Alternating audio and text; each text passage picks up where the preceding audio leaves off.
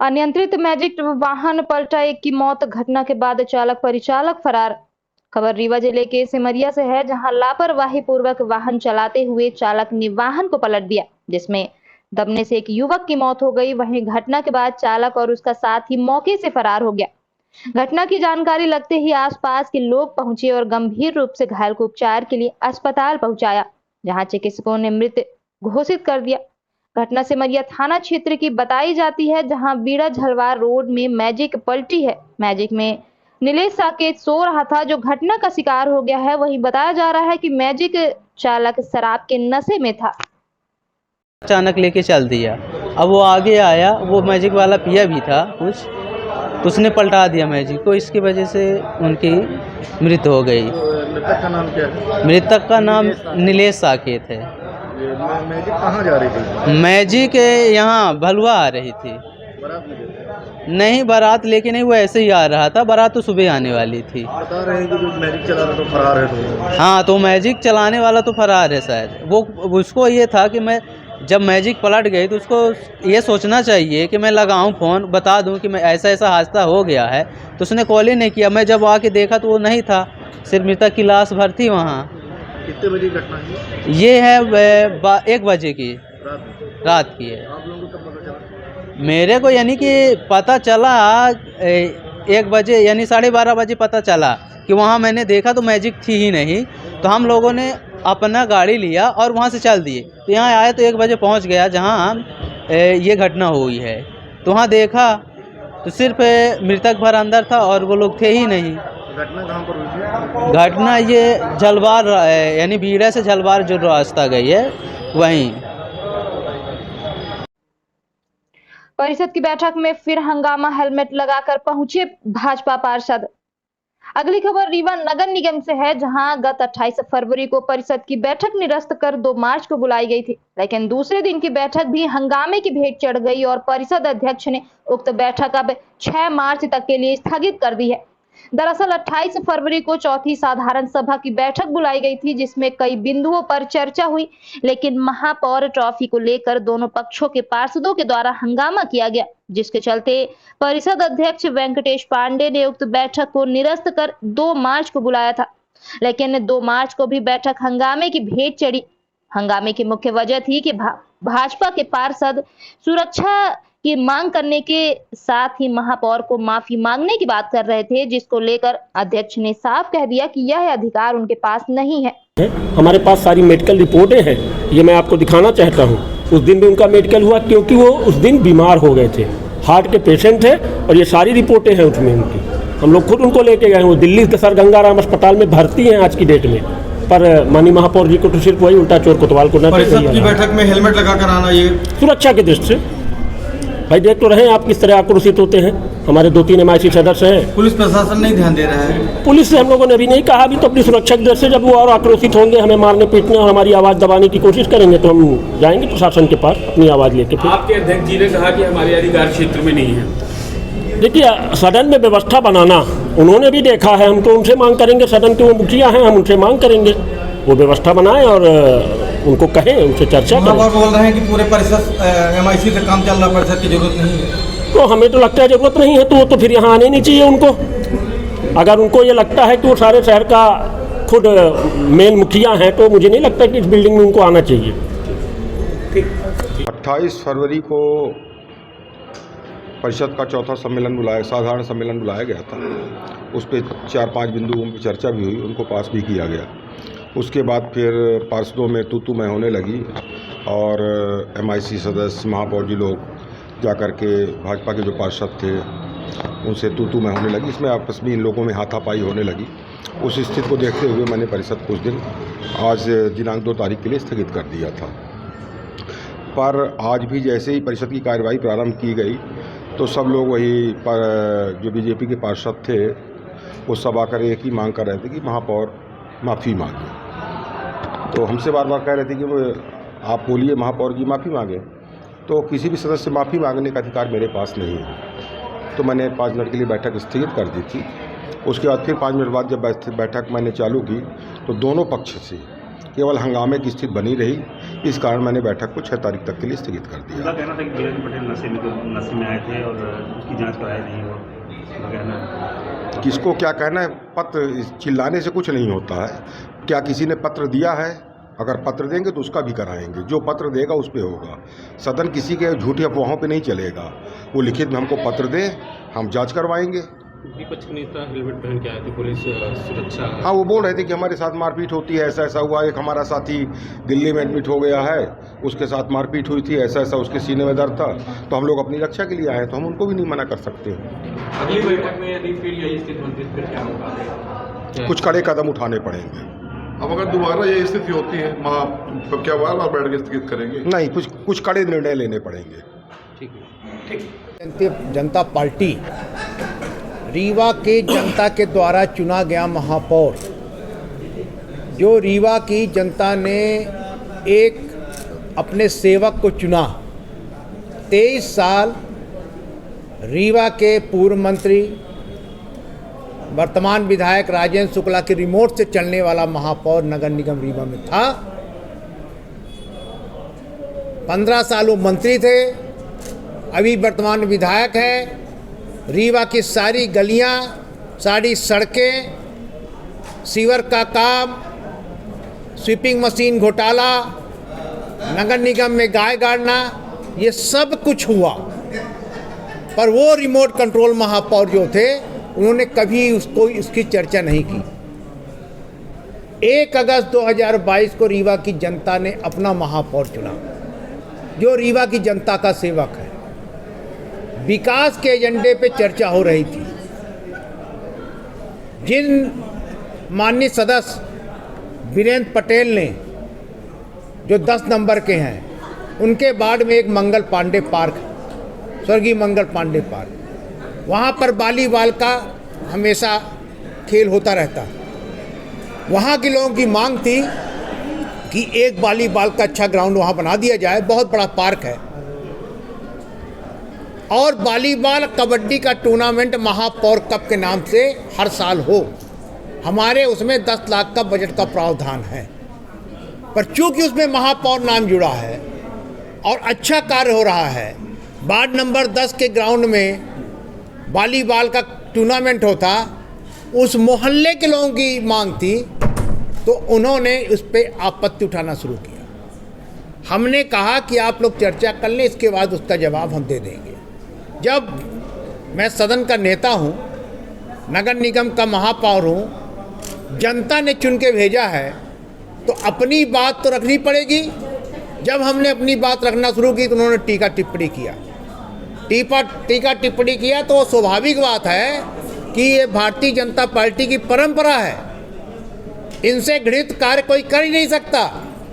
दिल्ली में 2 महीना महापौर का चुनाव नहीं होने दिए, एलजी उनका गुलाम है।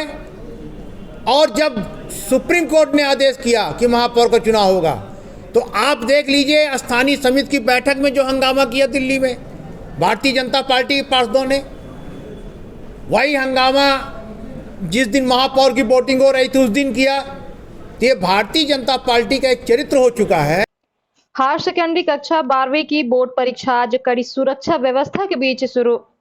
माध्यमिक शिक्षा मंडल मध्य प्रदेश द्वारा हायर सेकेंडरी कक्षा 12वीं की वार्षिक परीक्षाएं 2 मार्च से आरंभ हो गई हैं। हायर सेकेंडरी की परीक्षा 2 मार्च से 1 अप्रैल तक आयोजित की जा रही है। परीक्षा नियमित तथा स्वाध्यायी परीक्षार्थियों के लिए प्रातः 9 बजे से दोपहर 12 बजे तक होगी। परीक्षार्थी को प्रश्न पत्र शुरू होने से 10 मिनट पहले तक ही परीक्षा कक्ष में प्रवेश दिया गया। प्रत्येक परीक्षार्थी का उपस्थित पत्र की फोटो से मिलान किया गया एवं प्रवेश पत्र में भी फोटो लगाना अनिवार्य था। परीक्षार्थी यथासंभव पेयजल की बोतल स्वयं लेकर आ सकते हैं। कौन से स्कूल है और कौन सा? शासकीय मार्कंड उच्चतर माध्यमिक विद्यालय क्रमांक 3 रीवा सेंटर का नाम है। और छात्र हैं 564।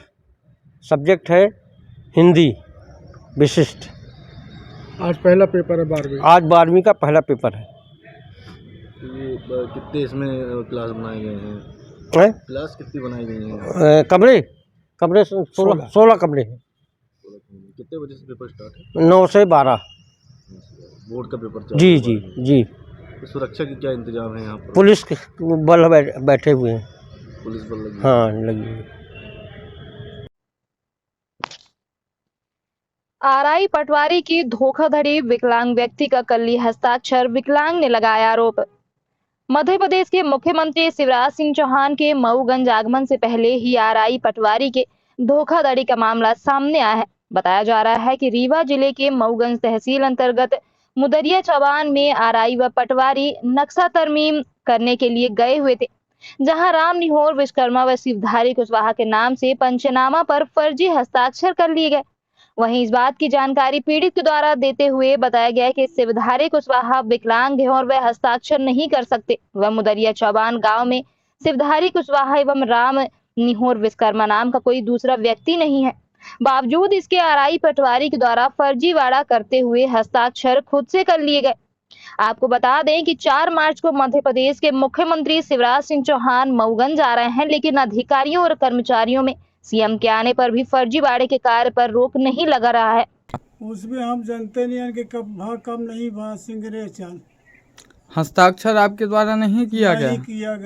कैसे ना कहे। आरआई पटवारी आए थे तो नामांकन और सीमांकन में पंचनामे में आपका सिग्नेचर कर लिए हैं? नहीं कर रहे, हम बनौबे नहीं भाई, दस्खती तक की करी। हमारे तो यहाँ देखी लाने मेरे का है, अंगूठा हो तो वो लेके नाव न गाँव लिखते नहीं बनाते तो क्या लिखिए। आपके गांव में आपके नाम से कोई दूसरा व्यक्ति भी है क्या? नहीं, हाँ एक नाव, हाँ राम निहोर। तो उसमें तो आपका नाम दर्शाया गया है, कोई और है क्या? राम नहीं और तो क्यों नहीं है, एक काछी है, निहोरे काछी है। उसमें तो राम निहोर विश्वकर्मा है। नहीं साहब, हम नहीं बनाए कुछ दस्खत पस्खत कोनो मेयर का नहीं। चलिए, धन्यवाद। रीवा मोटरसाइकिल चोर धराया, चोरी की मोटरसाइकिल बरामद। डीआईजी नवनीत भसीन के कुशल निर्देशन पर सिविल लाइन थाना प्रभारी हितेंद्र नाथ शर्मा के निर्देश पर पुलिस अधीक्षक कार्यालय में पदस्थ आरक्षक जावेद खान व आरक्षक विनोद वर्मा द्वारा साईं मंदिर के समीप शातिर अपराधी दुर्गा शक्ति को लूट की गई मोटरसाइकिल सहित पकड़ा गया है। आपको बता दें कि आरोपी भागने में असफल रहे मोटरसाइकिल चोर को पुलिस अधीक्षक कार्यालय में पदस्थ आरक्षकों द्वारा सिविल लाइन थाना को सुपुर्द कर दिया गया। सिविल लाइन पुलिस द्वारा आगे की कार्यवाही की जा रही है। अमृतलाल तिवारी हुए सेवानिवृत्त, कुलपति ने कहा आपकी सेवा को सदैव याद रखेगा विश्वविद्यालय।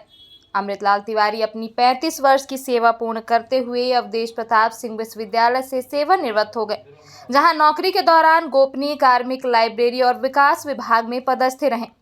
कार्यकाल के आखिरी दिन विश्वविद्यालय के सभाघर में विदाई समारोह का कार्यक्रम आयोजित किया गया। इस दौरान कुलपति डॉक्टर राजकुमार आचार्य ने कहा कि अमृतलाल तिवारी द्वारा कार्य के प्रति समर्पण को विश्वविद्यालय हमेशा याद रखेगा। वहीं श्री तिवारी ने अपने उद्बोधन में कहा कि नौकरी के दौरान कई दायित्व मिले, जिन्हें पूरी जिम्मेदारी से पूरा किया और आज सरकारी कार्य से मुक्त हो रहा हूं। विश्वविद्यालय को आगे जब भी मेरी आवश्यकता होगी मैं उपलब्ध रहूंगा। विदाई समारोह में रजिस्ट्रार सुरेंद्र सिंह परिहार, प्रोफेसर शुभा तिवारी, नलिन दुबे, कमलेश दुबे, संजीव तिवारी, सुधीर तिवारी और नीरज तिवारी शामिल रहे। टर्न आउट होता है जिसे हम लाइफ का टर्निंग पॉइंट भी कहते हैं।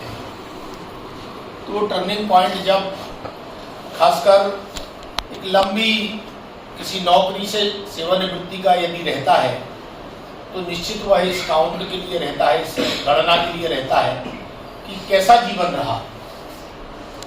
यदि हमारे जीवन में हम अपने कर्तव्यों के प्रति हमेशा सचेष्ट रहे हैं तो निश्चित शेष जीवन भी हमारा उतना ही आनंद का और प्रसन्नता का गुजरता है। और वर्तमान जो समय है उसमें बगैर किसी दाग के और हम विदा हो जाएं, क्योंकि अब ये सब काजल की कोठरियां हो रही हैं, धीरे धीरे कई प्रकार की कठिनाइयां और परेशानियां आती हैं। इससे बचते हुए और हम अपने कर्तव्य निर्वहन में आगे बढ़ जाएं तो बहुत आनंद आता है। एक अच्छी बात है हमारे विश्वविद्यालय की। बोर्ड परीक्षा के दौरान व्यवधान उत्पन्न करने वाले डीजे को किया गया जब्त। बोर्ड परीक्षाओं को मद्देनजर प्रशासन आदेश की अवहेलना कर देर रात डीजे बजा रहे लोगों के खिलाफ कार्रवाई करते हुए पुलिस ने उनको जब्त किया है। बाराती डीजे की धुन पर नाच रहे थे और पुलिस ने उनको जब्त कर थाने में खड़ा करवा दिया। बाद में बारात बिना डीजे के ही विवाह घरों में पहुंची थी। प्रशासन द्वारा देर रात ध्वनि विस्तारक यंत्रों के उपयोग पर रोक लगाई गई है, जिसका सख्ती से पालन करने के निर्देश जिला कलेक्टर मनोज पुष्प व एसपी नवनीत भसीन ने अधीनस्थों को जारी किए हैं। उक्तादेश के परिपालन में समान थाने के पुलिस रात्रि में गश्त कर रही थी। इस दौरान बड़ा मोहल्ले में 2 डीजे रात्रि 10 बजे के बाद बज रहे थे और बाराती डीजे की धुन पर नाच रहे थे। पुलिस की गाड़ी के सायरन सुनकर बारातियों के कदम रुक गए और चंद मिनट में ही पुलिस ने 2 डीजे अलग अलग स्थानों से जब्त कर लिए। बाद में बांड सागर तिराहे के समीप भी एक बारात में डीजे बज रहा था, जिसको भी जब्त कर लिया गया। ये डीजे सेट पूरा पिकअप पे लोड होके जो बारात में चलाते हैं, व्यवधान उत्पन्न करते हैं, वर्तमान में ना हो ऐसी गाइडलाइन जारी की गई हैं। उसके तारतम्य में वरिष्ठ अधिकारियों के निर्देश पर कल 3 डीजे सेट में वाहन के जब्त किए गए हैं। शादी का झांसा देकर युवती से रेप। रीवा में उपयंत्री के खिलाफ युवती ने महिला थाने में दर्ज कराई दुष्कर्म की एफआईआर, आरोपी फरार। रीवा जिले के महिला थाने में पंचायत एवं ग्रामीण विकास विभाग के उपयंत्री के खिलाफ दुष्कर्म का मामला दर्ज किया गया है। पुलिस के मुताबिक आरोपी उपयंत्री शादी का झांसा देकर कई वर्षों से रेप करता आ रहा है। पीड़िता का आरोप है कि जब भी शादी की बात करती तभी आरोपी मुकर जाता था। ऐसे में थक हार कर 2 दिन पहले महिला थाने शिकायत लेकर पहुंची। युवती के आवेदन की जांच करने पर शिकायत सही पाई गई। महिला पुलिस ने बयान लेकर मेडिकल चेकअप कराया है। रेप की पुष्टि होने पर अपराध दर्ज कर लिया गया है। संविदा में पदस्थ है उपयंत्री, उनका जो है उनके खिलाफ अपराध पंजीबद्ध हुआ है महिला थाने में दुष्कर्म का। उनका पूर्व से प्रेम संबंध था और काफ़ी दिन से वो शादी का झांसा देख करके और उनके साथ संबंध बनाए हुए थे। ये बात जब महिला ने पुलिस के समक्ष जा करके अपनी व्यथा बताई तो तत्काल जो है अपराध पंजीबद्ध कर लिया गया है और उसकी विवेचना महिला थाने द्वारा की जा रही है। उपयंत्री की गिरफ्तारी हो गई सर? उसके लिए टीम रवाना है, जल्दी उसको गिरफ्तार कर लिया जाएगा।